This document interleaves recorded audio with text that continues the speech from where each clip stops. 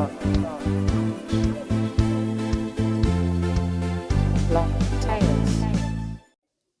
So, hello and welcome to a new episode of BLOCKTALES, Unchained Stories. My name is Sarah. I'm working for Blockchain Founders Group, and today I have Victoria Gago with me. Super happy to have you here.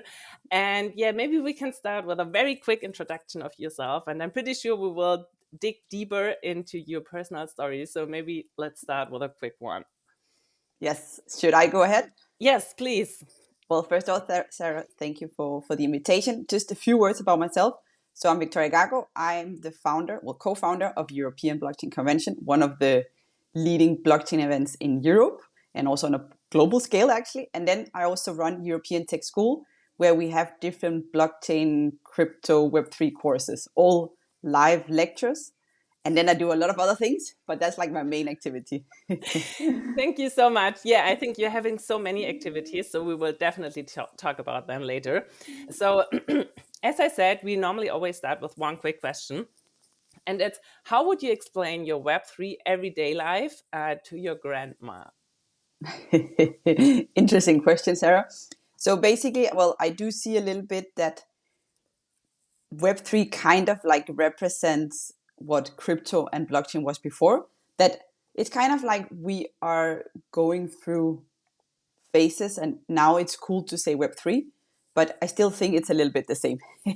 So yeah. I do see blockchain and Web3 basically as a layer to the internet. So I know my grandmother, if she was here, she would probably know what the internet is. It's a new layer to the internet. And the cool thing is that we can distribute value there. So we all know that we're using the internet every day for apps, for sending SMS, no, not SMS, more like emails, all type of communication.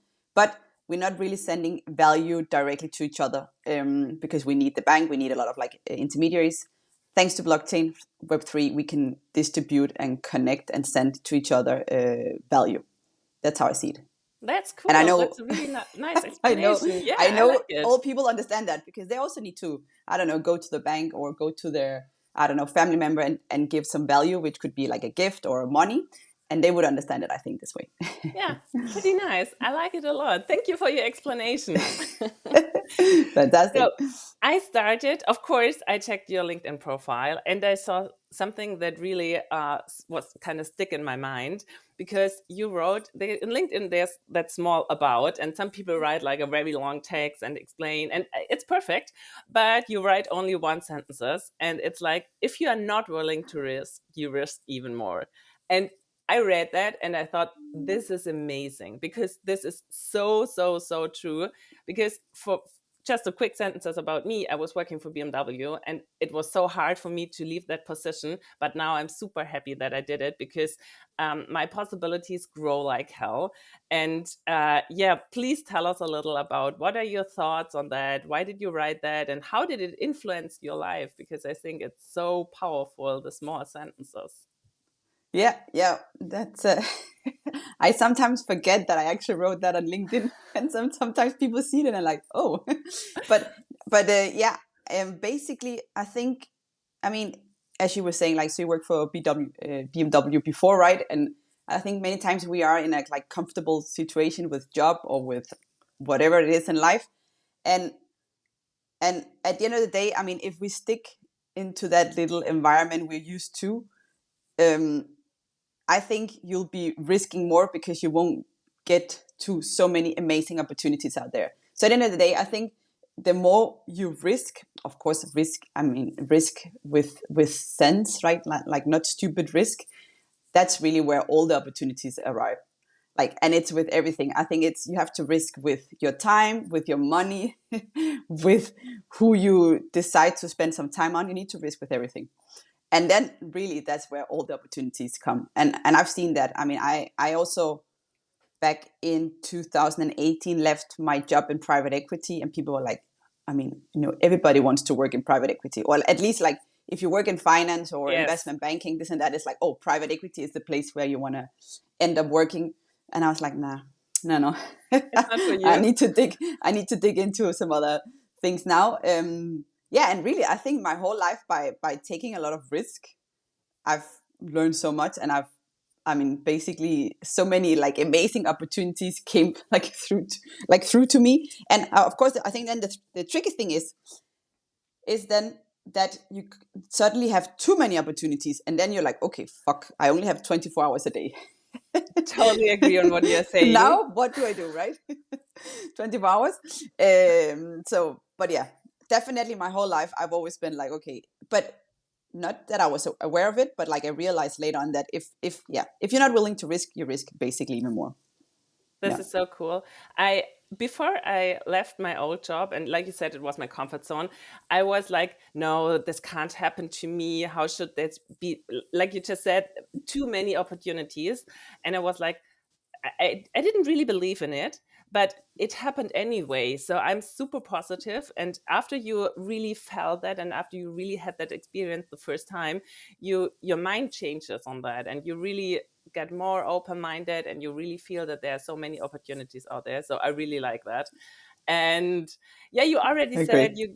you kind of left private equity, and maybe you can just start a little bit on explaining how you got into blockchain, and how you, especially, I mean, this is like super interesting for everybody, the European Blockchain Convention, because it's such a huge conference, and maybe you can let us know how you get there, and what are you, yeah, how your way, finally, how you Yeah. made your way. Yeah. Of course. Yeah. So, well, back, I don't know, like many years ago, I moved to Spain, Barcelona, more or less, I think 8 years ago, and I So, was working in private equity. Yeah. but you had been from Denmark, right? Yeah, Or yeah, you're so born there? I'm originally from Copenhagen, from Denmark, and but I do have. I mean, my mom is originally Spanish, but moved to Denmark 50 years ago. She still lives in Denmark. My dad was Polish. Yeah, so I guess Interesting. I'm European, but I grew up in Denmark.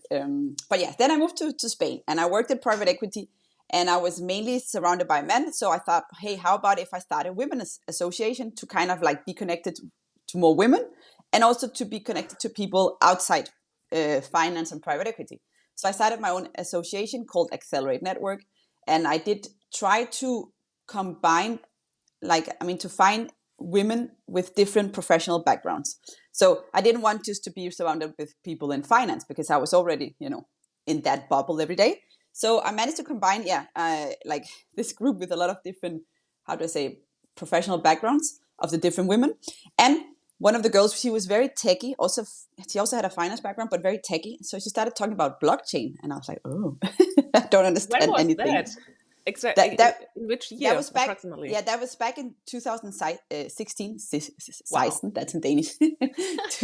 2016, late that year, and this girl was like, "Oh, blockchain, this and that, Ethereum, and this and that," and I was like, "I don't understand anything." And to be honest, I don't really care about technology, but I didn't actually. I had I was gonna say my smartphone and computer, and that was my technology part of my life. But she was really like, the way she was talking about it, I was like, oh, maybe it's Sounds interesting. So I started to interesting. started to get into it, and I was like, oh, okay, oh, interesting. And then in February 2017, at the Mobile World Congress, which is one of the also largest like technology things in Europe, I think it's more than 130,000 people that comes to Barcelona. Vitalik Buterin was speaking there. Oh, wow. So I went to see him, and I was like, oh, this guy, he looks a bit strange and very thin and a little bit dirty, and his clothes looks really old. But like the stage was packed of people. Like there was no Crazy. seats left. This is in early 2017. No seats. Everything was full. And I was like, okay, maybe this guy knows a little bit something what's going to Something happen in the important. future. Yeah. No, but like, I mean, basically I just went into the rabbit hole there. I mean, I started reading, and I realized, first I was like really amazed about the technology, because I was like, okay, it's amazing. For example, like if you can, I mean, it was also a little bit like the time where the ICOs were like out there, before we realized it was like in many cases a big scam. But what I liked was like, for example, with the ICO, it was like, okay, it's amazing that small investors can reach to projects that they would normally not have access to, thanks to the Yes. technology. Because I was working in private equity, and I was like, it's so unfair. It's like big, I don't know, institutional investors, pension funds, you know, huge foundations with a lot of money that are investing into interesting projects. Why me as an individual? why don't I have access to, some of these investments? And I was like, oh, wow, this technology can kind of like distribute new wealth in a more fair way. So I was amazed by the technology. And then at some point I realized I could buy ethers, that there was actually something you could also buy. And I was like, oh. And then I started investing in first actually Ethereum and then Bitcoin. But first I was amazed about the technology before I actually started investing. So quick question in between, because I also started reading back in 2017, but at the end of the year. And for me, it was really hard because I didn't find any other women out there to talk about that. So I knew a lot of men who already have been reading and learning about that, but it was really hard to find somebody else to really dig deeper, especially at some female person. So how was it for you? So did you learn on your own, or did you have somebody to learn with, or how did you do that? Mainly by myself. Of course, I had my friend, this female friend, but she was way above me. I mean, in terms of like knowledge in the space. So sometimes I was also a little bit like, oh, wow, you know a lot. So I think I kind of like started doing my own analysis at my own, like, how do I say, level and also speed. But since I was so fucking like freaked out and like almost in love with the technology, I was explaining all my male colleagues at work about it. And then a lot of the other guys were like, oh. So actually some of them were like, Victoria, you fucking crazy. And I was like, okay, I don't know. I see a lot of potential here, but okay, fair enough. And then others were like, oh. So after I started investing, some of them were like, oh, let me look into it. And they also started investing in crypto. And others was like, Victoria, you're crazy. So it ended up actually being me again, well, but more me being like the, how do I say, the one converting other people into the technology. And it was cool. guys because that was what I have around me. And then of course I was also talking to my friend, but she was just way above me. So sometimes I was a bit like, okay, I don't even understand what you're saying. So, but yeah, that's how it all started. Yeah. Okay, and so you first started to learn everything, or no, sorry, not everything, but a lot about the technology, and then you decided to invest. I think this is the smartest way how you can do it, but very often it's the other way around, because you're just like getting some FOMO and want to, okay, I need to invest, and but very often people don't know what they are doing at that point of time. But it's super cool that you did it the other way around. Yeah, and actually, sometimes it's like they're asking you, are you in for the technology, for the money, or for the philosophy? I think that's the three terms. And I must say, I started being there for the technology because I was amazed about the opportunities. But I still see like I did see like an interesting way of like getting into new investments, but by using the technology, as I said, not like investing in Ethereum or Bitcoin, but like being able to do fractional investments in interesting things for smaller retail investors, basically. So yeah. I and think then this is super interesting. Yeah, please go on. No, yeah. Then after some time in 2017, I told Daniel, also co-founder of European Blockchain Convention and European Tech School, I said, hey, how about we do like something big? Like, I mean, big in the sense like bringing people together, like we've seen in finance, that there's a lot of like important big events happening in finance, private equity, and so on.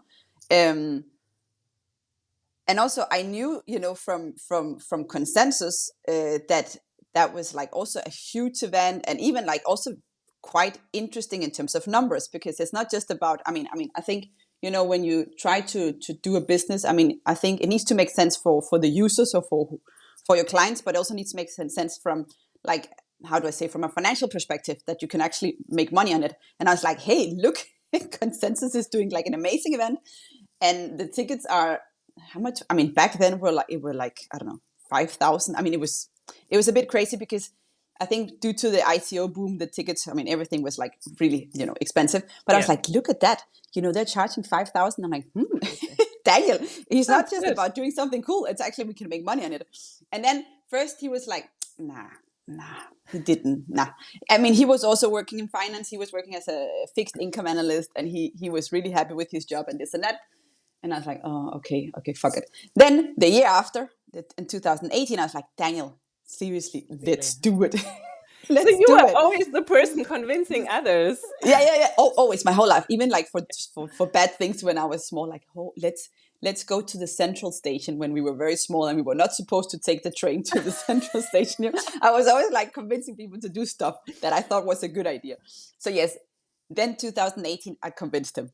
And that's when the whole journey started to build European Blockchain Convention. And that's also when we had the first event back in 2018. Yeah.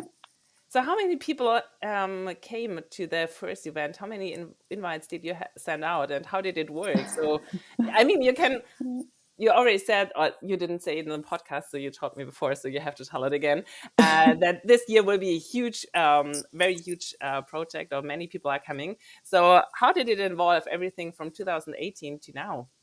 Yeah. Yeah, well, the first edition was with 500 people, which I think was quite quite good. I mean, 500 people came to the first edition of the European Blockchain Convention in 2018. Both me and Daniel were working full-time still. So we were literally having two full-time jobs, like our own jobs in finance and our own new company. So we managed actually in the first edition to have 4 central banks coming. So the Bank of England came, the Central Bank of Lithuania, the Central Bank of Spain, and the last one was, I don't remember. Oh, the Swiss National Bank. Yeah, Thomas Moser. Yeah, so we had 4, like, first edition. I mean, I think we started really like, how do I say, high level. I mean, like really with amazing like professionals. Of course, at that time, it was even much earlier than now. But I mean, we managed to have like, as I said, from central banks to like really cool startups. So that's what we've always done. I mean, trying to bring everything from like classical, traditional, institutional players to innovative, new, projects in that space. And I think, just starting like that way, I think really made us have like a very, very strong brand from day one. Because at the end of the day, I mean, when it comes to events, it's actually about building such a strong brand that everybody wants to be there. Right? How You know long what I did mean? it? Yeah. Yeah, how long Sorry. did it take, like for you from? I mean, the first idea was already back in 2017, but then 2018 you decided to start. And how many months did it take you to really build the conference? Well, I think I called Daniel the 16th of April. I said, literally, we need to do it. And I think we started a few days after because I convinced him there. So like later in April. And then the first edition was in late November. Wow. Late So November. only Yeah. half a year, because Yeah. people very often tell me, like, if you organize like huge conferences, you need at least a year. You need to start to find the right location, and you need to make a reservation and all around that. And you did it only in 6 months. So I'm really Yeah. impressed. I think, I mean, we had a little bit of like, I mean, at least myself working in finance and all this. I mean, the work culture there was already quite crazy. So I was used to many times working till like, I don't know, 10, 11, 12, I actually. understand. So like we were used to like working nonstop. So maybe, of course, if you take into account like a normal working week, I think you need much more time. But we were literally working the whole weekend till like 1, 2, 3 in the morning, because then we had the normal job during the day and this and that. So So there was no private life at all anymore. no, no, no, no, no, no, no, no, not no, no. There Not was no for private life. those months. No, Okay, no, understand. no at all. No, unfortunately not. But I mean, also we were like, hey, what we're building is fucking cool. So we But went it, all in, right? So yeah. So that was the first edition, and now what we have coming up in 2 weeks is the 8th edition of the European Blockchain Convention, where you, wow. Sarah, are one of our speakers. Yes, I'm super Yeah. happy. Thank you again for inviting me. I'm on one of the panels, and I'm really, really looking forward to the whole conference. Super happy Um, about I'm the also very happy. I mean, I realized that you joined the team as managing director of Blockchain Founders Group. Blockchain Founders Group. I was like, hey, you should come as speaker. So Yes, that was great. Yeah. thank No, you. amazing. Yeah, so basically we have 2,500 people coming to Barcelona. It's the 8th edition and our largest edition ever. And it's amazing. I mean, like the speakers, the sponsors, the attendees, it's absolutely amazing. And even like it could have been much bigger. I mean, everybody wants to be there, even like the largest companies. But where I'm like, guys, if you have to join, you need to be a sponsor. I mean, at the end of the day, you're one of the bigger players. So it's like it could have been much bigger, but I also need to put some limits. But I did that since day one, because I remember since day one, like a lot of like the typical consulting firms, Accenture, Deloitte, EY, all these guys, they were like, yeah, you know this, and I'm like, yes, I mean, you can be part of the event, but due to your profile, you need to be one of my sponsors. It's like that. So I've also been very, very strict, because I'm like, I mean, you know, you're there to sell your services, right? And it's, I mean, and they're like, yeah, but you know this, and then I'm like, yeah, no, I know you have a lot of expertise, and I know you do a lot of amazing reports and this and that, but we've always been also like a little bit strict there, saying, okay, I mean, you know, I'm not working for free. I'm not gonna pay the party, No. you know, No. myself. I mean, so this is a business, and of course, you know, there is a lot of like amazing companies out there, consulting firms, but to be part of also of this business, which is my business, you know, I mean, I'm gonna bring you business, but you also need to bring my business, me business, right? So we've also been very like strict with that. Also, even like tickets. I mean, I remember day one, like I don't know how many people wanted to join for free, and I was like, guys, I'm doing the event in a 5-star hotel. I'm gonna pay for this, for that, for this and that. I mean, I'm not gonna, you know, it's like if I'm inviting you to a Michelin restaurant. No, guys, I'm not gonna do that. So I've always been very like, you know, okay, I'm doing a business. I'm gonna provide you with value. So yeah, it has to be win-win, right? Yeah, and I think it's perfect that you're so strict on what you're doing, because as you said, you're providing value, and why should you give it away for free? And Yeah, yeah, value, and sometimes I'm it's paying for stuff, yeah, right? I mean, it's that's also true. like people forget.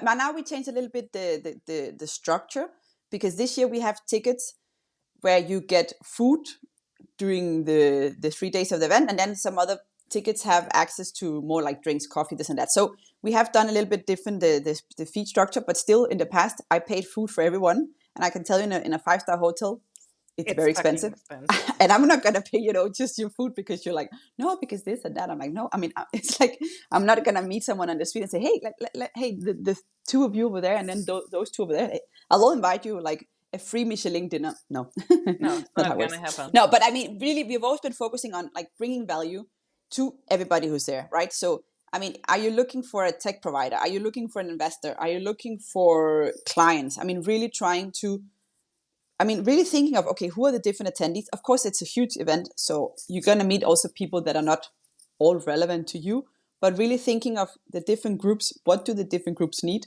and trying to bring also those people so that people are actually doing business there, or finding investors, or finding, you know, what they're looking for. I think this is also key for what we've built, really thinking of bringing value to all the different stakeholders in the event. Stakeholders. Super Yeah. nice.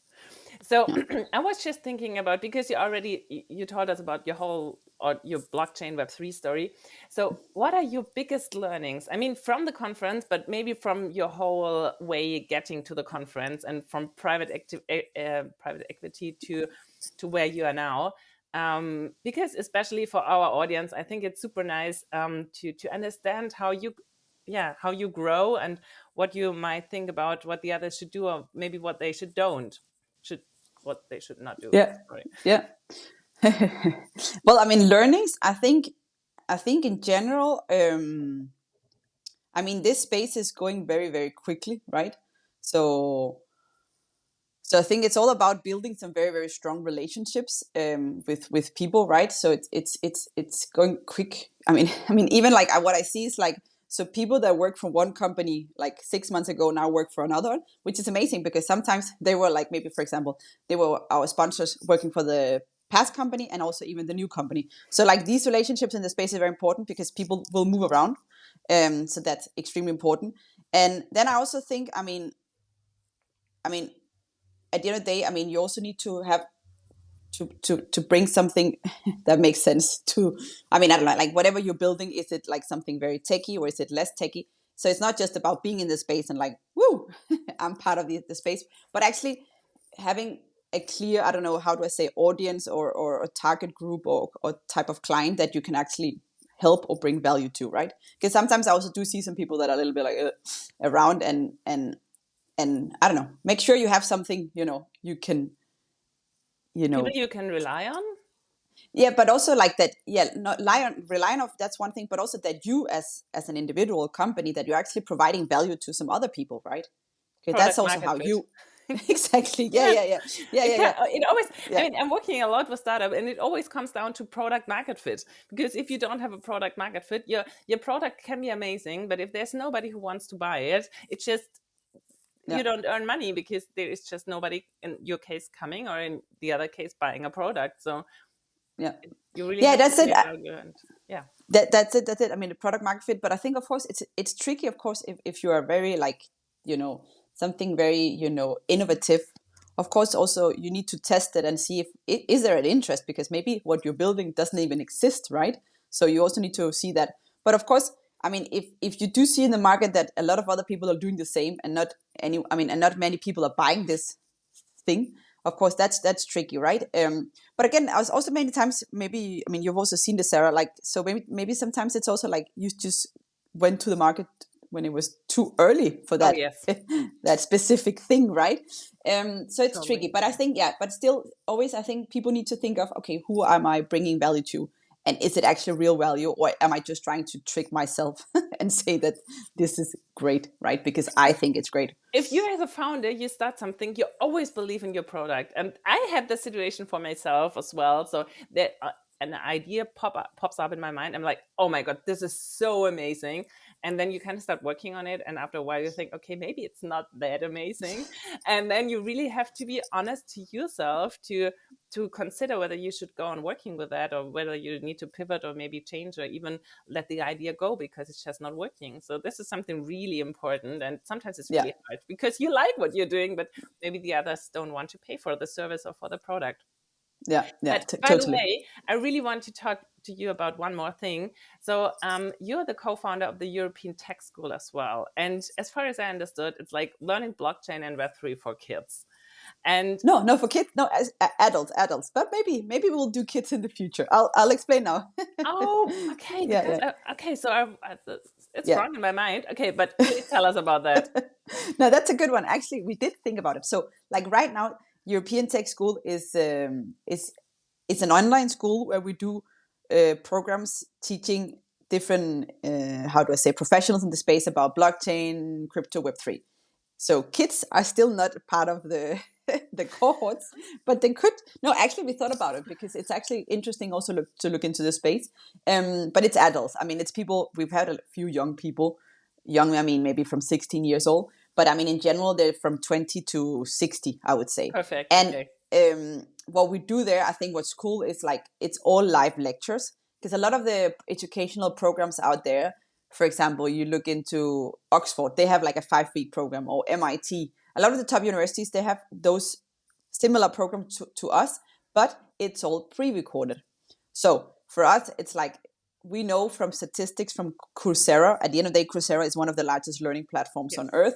They only have like 5% or something of the students that manage to finish the course. Why? Because it's all pre-recorded, you by yourself. So by having live lectures, I think, or we see it, is really like, the best way to learn. And also there's the biggest chance for you to actually finalize the course, because you know what day you have lectures, it's interactive, you can interact with the professor, with the other students. And also the cool thing is, thanks to our huge network from European Blockchain Convention, we have access to amazing like professionals. So all our professors are actually, how to say, real professionals in the space, not just experts, but actually working in different fields directly with blockchain, crypto, and Web3. And that's amazing for the students to have, access to, I don't know, professionals from Consensus, for example, right? Or Coinbase, a lot of the top, companies in the space. But also the students have amazing profiles. I mean, they have different profiles, and they also learn from each other. So yeah, we've actually graduated, I think, close to now 150 students throughout the cohorts we've had since we started back in 2021. And how long are the cohorts? Like, how long do the students learn? Yeah, that's a good question. So it's two programs. One is 5-week, and the other one is 10-week. And the 5-week has in total 30 hours of lectures, so 6 per week, and the other one has 60. And it's actually quite a lot, because you are like a professional working, and then you have to dedicate 6 hours of live lectures plus other stuff. It's quite intensive, actually. But still, I mean, if you want to learn, I mean, dedicate time. So why not dedicate, a lot of time during 5 or 10 weeks, and then really get into the space. Yeah, I mean, it's always about prioritizing the time because there are many options out there from sports, doing health stuff, doing learning, working, spending time with friends and family. So you always have to decide what you want to do. And yeah, I think it's a great idea to spend time into blockchain, even if you don't want to work as a professional in that area, because it's good to have a basic understanding about the technology because I think it will stay. I mean, we all believe in that, and so it's always good to have at least a basic knowledge and understanding about what's going on in that space. Yeah, indeed. But I do see it's interesting because in our programs, I do see a lot of professionals already working in the space. Oh, nice. So, so like, I don't know, like one of the latest students I got into our program the other day, she works for Bitpanda. So, Nice. but at the end of the day, of course, I mean, you work maybe in a blockchain crypto company, but you're focusing on something very specific. So by, doing a program, you get a big understanding of the whole space, of the technology, of different use cases. So yeah, so it's quite cool. Yeah, Yeah. and I think because I mean the people who work really in the tech space, of course, they have to have deep understanding. But if you're like in the controlling or marketing area, maybe you don't have so much experience because it's such a new area of working and of working possibilities. So yeah, I mean, people are experienced in other areas, like I said, controlling and marketing, but they don't have like a lot of experience in the technology area. So, and I think it's like so many people are learning, but what I see people really like and enjoy learning that. And this is something that really I'm super happy about seeing more and more people going into the space and like really growing. The space is growing like crazy. I mean, Yeah, even though we're still in the crypto winter, it's growing. I mean, I can see it from our conference. The one we did in June, Sarah, we had 1,500 people. We have 2,500 people. It's almost the that's double crazy. size. Yeah. So yes, we are in a crypto winter, but there is a lot of interest. There is still a lot of money coming from VCs. There is still a lot of things being built. So, I think for me, it's amazing to see that our event is almost double as big as in June. Wow, That's that's that's a really good huge. KPI for me. Yeah, I It mean, at least is. also for like the so for also for the vision industry to keep building, to keep meeting people, to keep doing business. Yeah, and then of course education comes in there. Yeah. Is there anything or any certain topic or area where you would like to know more about, but for any reason, like no time or something like this, you didn't spend or you didn't learn it, Well, or not actually, yet? Sarah, I thought about doing like my own programs because the other day we had like it was the fifth cohort's like how do I say final day, so like the goodbye session, and they were all like it was amazing to hear the stories, both like what they've learned, like what they had, like the connections they've built between each other in this cohort, and I was like, I want to do my own program. I mean, I think I want to. Of course, there is many things I know from the program, but there is so many other things that I don't know. I mean, of course, I mean, I'm not expert on everything, right? And and I was like, maybe I should be my like student of my own school. So Sarah, maybe I'll subscribe to my own program. No, and I'm actually mean it. I mean, I was like, wow, I'm so jealous. I mean, in a good way. I'm jealous of like the learning experience, like the connections you build. So yeah, maybe I'll dig into my own programs very soon, Sarah. That's super nice. I really like that. Maybe I should do it as well because Yeah, there are so yeah, many programs out there, and I'm doing already some. So especially the ones from Frankfurt School of Finance, yeah, but still there's so much to learn. And I even yeah, considered going to some programs a second time because it's just impossible to manage everything, to understand, to do all the homeworks, and to really have a perfect view on it if you did it only once. So sometimes it's really yeah. good to do it two times. Yeah. No, completely agree. Yeah, completely agree. Yeah, So, yeah, Victoria, we are already talking more than 30 minutes, and we are always trying to keep it to more or less the 30 minutes. So, are yeah. there any last things or thoughts you would like to tell us or to let us know to encourage women or other people to go into the space, or what's like really important for you to bring to our audience? Yeah, that's well, I think this is really the space to be in. I think really, I mean, I Totally think, agree. yeah, this is the space to be in. And I think, yeah, people needs to dedicate time to it, in all sense, both in their work, education, and even I also think investing. I mean, actually now I'm even considering investing in BFG. So yeah, I've been talking to Philip Super lately. happy So I about think that. also, so no, so the thing is, Yeah, I think, dedicate time to the space, take some risks, and it includes everything from your time to your money to the connections. I mean, you're building. Yeah, and for me, I think many times I'm like too much into like the work of European Blockchain Convention, European Tech School, and I think I really want to kind of like start also investing more into like individual projects, or like through you guys into different projects, and dedicate more time to that part, because I think this is also amazing to be you know connected to new innovative projects and learn from them, and also add value, not maybe just by adding some cash to a project, but also adding value from with my own experience and network and so on. So yeah, I think people should just women, men should just dedicate time, money to the space. Really, I think this is where all the opportunities are, really. I mean, like, as anybody who went into the internet in the 90s, they have a great career, they have had a lot of fun building so many cool things, seen so many things disappear again, because of course not everything worked out, but it's definitely, I think, the space to be in. Yeah. I had super similar thoughts to what you just said, like comparison to the internet in the 19s, and people went there and they grew and built amazing companies. And I think this is like our chance to be in such an exciting and growing space. So I totally agree on what you're saying. Yeah, this is a space. This is a space, definitely. Like I said, I totally agree. And I think these are like perfect ending words. So thank you so much, Victoria, for coming to our BLOCKTALES podcast. I was really super happy having you here. And I'm super happy seeing you next week already. Yes. Is it So 1.5 week? Is it already next yeah, week? No, one and a it's half week. okay. So one Please, and a half Sarah. weeks. Please, Sarah, give me one more week. We have a lot of work to do still. Yeah. No, That's me too, true. Sarah. See you very, very soon. And yeah, I look forward to do more stuff together. Yeah, for sure. Thank you so much. It was a pleasure having you. Thank you. Thank you, Sarah. Thank you, Sarah. Bye bye. Bye. Block Tales.